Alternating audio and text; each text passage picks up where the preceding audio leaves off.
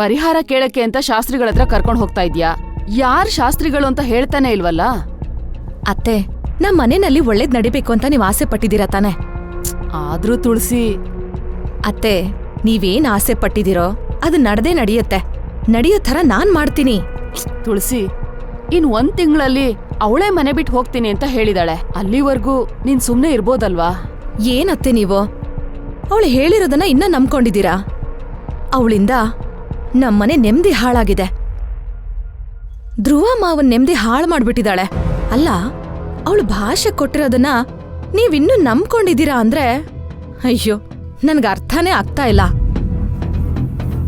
ಅಲ್ಲ ಅತ್ತೆ, ಈ ವಿಚಾರ ಏನಾದ್ರೂ ಧ್ರುವ ಮಾವನ್ ಗೊತ್ತಾದ್ರೆ, ಅವಳು ಭಾಷೆ ಕೊಟ್ಟಿದ್ದಾಳೆ, ಅವಳು ಮನೆ ಬಿಟ್ಟು ಹೋಗ್ಲಿ, ಅದೇ ಒಳ್ಳೇದು ಅಂತ ಇನ್ ಧ್ರುವ ಮಾವ ಏನಾದ್ರೂ ಹೇಳ್ತಾರಾ? ಅವನೆಲ್ ನನ್ ಮಾತು ಕೇಳ್ತಾನೆ? ಎಲ್ಲ ಅವಳು ಹೇಳ್ದಂಗೆ ಅಲ್ವಾ ಕೇಳೋದು?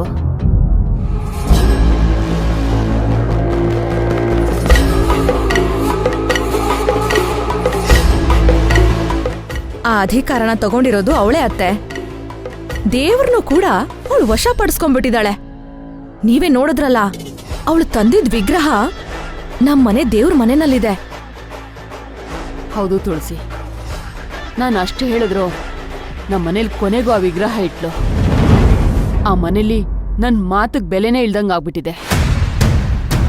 ಅಲ್ಲ ಅತ್ತೆ, ನಾವು ಹೋಗಿ ಸೂಪರ್ ಮಾರ್ಕೆಟಲ್ಲಿ ಒಳ್ಳೊಳ್ಳೆ ದಿನಸಿ ಸಾಮಾನ್ ತರ್ತಿದ್ವಿ.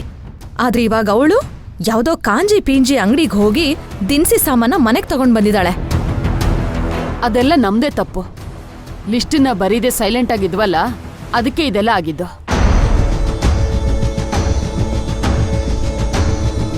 ಅಲ್ಲ ಅತ್ತೆ, ಅವಳು 1 ತಿಂಗಳಲ್ಲಿ ಮನೆ ಬಿಟ್ಟು ಹೋಗೋ ಲಕ್ಷಣ ಕಾಣಿಸ್ತಿದ್ಯಾ ನಿಮ್ಗೆ? ಅಲ್ಲ, ನೀವಿದನ್ನ ನಂಬ್ತೀರಾ? ಇಲ್ಲ ತುಳಸಿ, ಅವಳು ಸುಮ್ನೆ ಹೇಳ್ಬಿಟ್ಟು ನಮ್ಮನ್ ಯಾಮಾರಿಸ್ತಿದ್ದಾಳಷ್ಟೇ. ಚಾನ್ಸೇ ಇಲ್ಲ ಅತ್ತೆ. ಅವಳು ಇಲ್ಲಿದ್ರೆ ತಾನೇ ಅದನ್ನೆಲ್ಲ ಮಾಡೋದಕ್ ಸಾಧ್ಯ. ಅವಳು ನಮ್ ಮನೇಲಲ್ಲ, ಈ ಲೋಕದಲ್ಲೇ ಇರಬಾರ್ದು.